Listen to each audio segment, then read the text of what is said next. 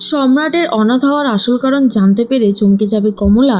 সম্পূর্ণ জানতে ভিডিওটিতে একটি লাইক করে দেখতে থাকো। গল্পের শুরুতেই দেখা যায় যে কমলার মেয়ে ঝিনুকের বিয়ের উৎসব শুরু হয়ে গেছে। এইদিকে জানতে পেরে গেছে আদি মিঠির বাড়িতে গিয়ে যে মিঠি যার সাথে আছে সেই হয়তো আপনাকে খবরটা দিতে পারবে, কিন্তু মিঠি যার সাথে আছে সেই যে আদির ভালোবাসার মানুষ, আদি সেটা এখনো জানে না। এরপর যথারীতি আদি মিঠির মাকে অর্থাৎ পল্লবীকে ফোন করতে থাকে, কিন্তু ফোনটা সাইলেন্ট থাকার কারণে শুনতে পায়নি পল্লবী। পল্লবী মিঠিকে রেডি করিয়ে দিচ্ছে, আর তখনই অনেকবার ফোন করেছিল। এরপরই আদি বলে, এতবার ফোন করলাম ম্যাডামকে, ম্যাডাম তবুও ফোনটা ধরলো না, সব ঠিক আছে তো? তার মাঝখানে মিঠি বলে, মাম্মাম এই দেখো তোমার ফোনে 3বার ফোন এসেছিল। আর যখনই দেখতে পায় সেই লোকটা ফোন করেছিল, তখনই পল্লবী বলে, তোমাকে যে হোটেলে খাইয়েছিল সেই আঙ্কেলটাই ফোন করেছে, মিস্টার চক্রবর্তী। তখন মিঠি বলে, মাম্মাম ওই আঙ্কেলটা খুবই ভালো, ওনাকে আমাদের বাড়িতে নেমন্তন্ন করো না, তাহলে খুবই ভালো হবে। ঠিক সেই মুহূর্তেই পল্লবী বলে, কিন্তু এভাবে কি কাউকে নেমন্তন্ন করা যায় মিঠিমা? তখন মিঠি বলে, কেন করা যাবে না, করো না, তাহলে খুব ভালো হবে। এরপরই ফোনটা ব্যাক করেছে। আর তখন আদি বলে, সব ঠিক আছে তো? আপনি ফোন ধরছিলেন না, আমার খুব চিন্তা হচ্ছিল। আসলে কোনো প্রবলেম হলে কিন্তু আমাকে বলবেন, একবারও দ্বিধাবোধ করবেন না। পল্লবী বলে, না না, কোনো প্রবলেম হয়নি, আসলে আমার আপনার সাথে একটা কথা ছিল। আদি বলে, আমারও না আপনার সাথে একটা খুবই গুরুত্বপূর্ণ কথা ছিল, সেই জন্যই আমি এতবার ফোন করেছিলাম। আসলে আমি একজনকে ভালোবাসি, খুবই ভালোবাসি, তার সম্পর্কে যত ডিটেলস আছে আপনি যদি আমাকে দেন তাহলে আমার খুব উপকার হয়। আসলে আমি তাকে ছাড়া বাঁচব না। তখন কথাটা শোনার পরেই পল্লবী বলে, আপনি তো খুবই ভালো মানুষ, আর আপনি যাকে ভালোবেসেছেন সে নিশ্চয়ই খুব ভালো, না হলে তো ভালোবাসাটা এতটা জোরালো হয় না।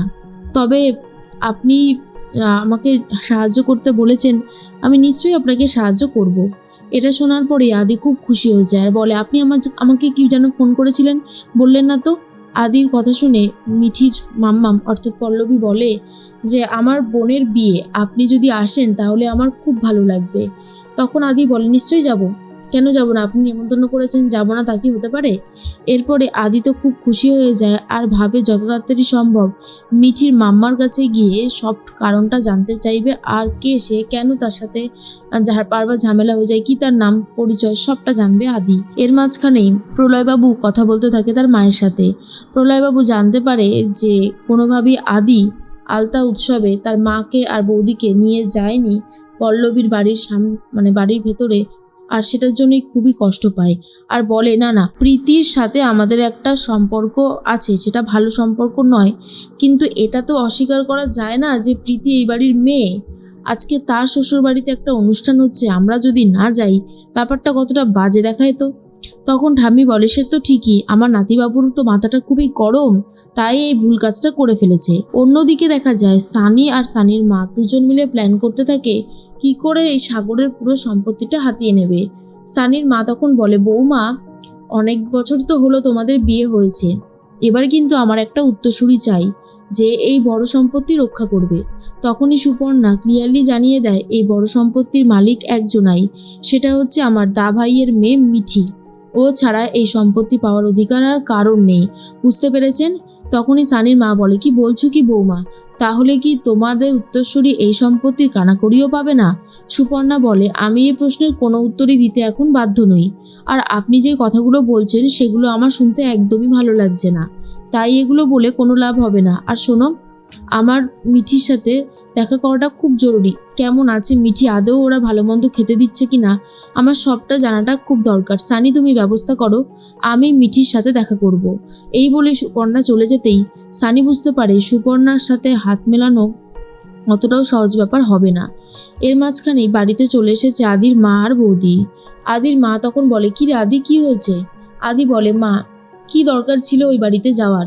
দিদি যখন আমাদেরকে না কাঁদিয়ে দিয়ে এভাবে চলে গেছে, আমাদের কথা একবারও ভাবেনি, তখন তুমি বা ওর কথা ভাবতে যাচ্ছ কেন? কি লাভ পাচ্ছ বলো তো? তখনই আদির মা বলে, শোন আদি, তোর বয়স কম, তাই তোর জেদ অনেক বেশি, কিন্তু আমাদের বয়সে যখন পৌঁছবি তখন বুঝতে পারবি আমাদের জীবনে অনেক কিছুই ভালো লাগে না, কিন্তু সেগুলো আমাদেরকে করতে হয়। এছাড়া আর কোনো রাস্তা যে থাকে না। কিন্তু আদির এই সমস্ত কথা শুনতে একদমই ভালো লাগে না। আদি তখন এটা ভাবে যে কি করে নিজেকে এই ঝামেলার থেকে মুক্ত করবে। এর মাঝখানেই বাড়ির সবাই খুব খুশি হয়ে যায়। ঝিনুকের বিয়ে উপলক্ষে চারিদিকটা খুব সুন্দর করে সেজে উঠেছে। এরপর সম্রাট অ্যানাউন্সমেন্ট করতে শুরু করে আর বলে, আপনারা যে আমার ডাকে একসাথে এইভাবে এসেছেন, আমার যে কি ভালো লাগছে বলে বোঝাতে পারবো না। এই অনাথ ছেলেটাকে আপনারা একটা জায়গা দিয়েছেন, একটা পরিবার দিয়েছেন, এর থেকে বেশি আর কি চাই। যখনই সম্রাট নিজেকে অনাথ বলে দাবি করে তখনই কমলার কিন্তু রাজুর কথাই মনে পড়ে। কারণ এই রাজুদাও অনাথ আশ্রমেই বড় হয়েছে আর সেখান থেকেই নিয়ে এসেছিল কমলা আর শ্রীনিবাস। এর মাঝখানে ঝিনুককে ডেকে প্রপোজ করে আর বলে সম্রাট যে আমি তোমাকে খুব ভালোবাসি, তোমার জন্য এত সুন্দর একটা পরিবার পেয়েছি। এই অনাথ ছেলেটার তো কিছুই জুটতো না ভাগ্যে যদি না তুমি তার পাশে থাকতে। ঝিনুক তো এই কথাগুলো শুনে খুশি হয়, কিন্তু সম্রাটের পরিচয়টাই বা কি, সেটা কি সামনে আসবে?